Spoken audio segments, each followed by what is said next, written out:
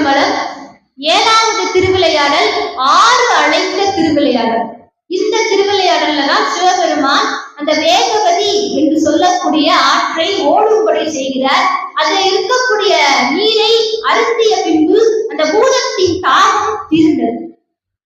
அதுக்கப்புறம் சுந்தரேச பெருமான் பூதத்துக்கிட்ட சொல்ற, பூதமே, நீயாக உழைத்து ஒரு குளம் வெட்டு அப்படின்னு சொல்ற.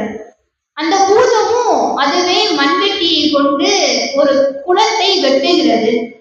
அந்த குளத்திற்கு பூதம் கண்ட குளம் அப்படின்னு பேர். அதாவது தென்கால் கம்மாய் என்றும் சொல்வார்கள். அந்த குளத்தை வெட்டியது. எப்போதுமே நம்ம குளம் வெட்டுகிற பொழுது அந்த மண்ணை ஒரு இடத்துல கொண்டு போய் போடுவோம் இல்லையா?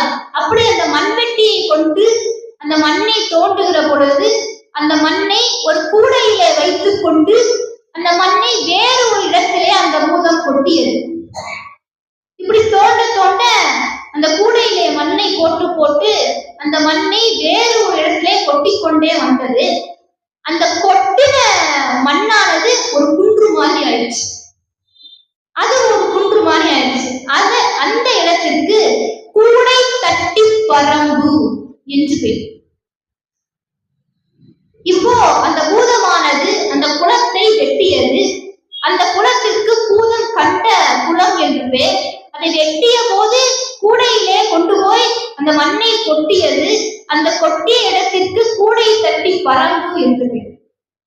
இப்போ அந்த குளக்கரையை சுற்றி அழகான வயல்வெளிகள் எல்லாம் உண்டாயிடுச்சு. அது ஒரு ஊராக, அது ஒரு நாடாகவே மாறிடுச்சு.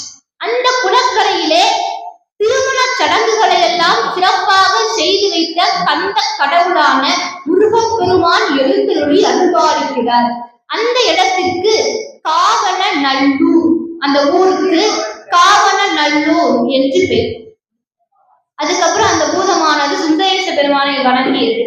இதோடு அந்த ஏழாவது திருவிளையாடலான ஆறு அழைத்த திருவிளையாடல் பூர்த்தியாயிற்று. அடுத்த திருவிளையாடலை நாம் சிந்திப்போம். திருச்சிற்றம்பலம்.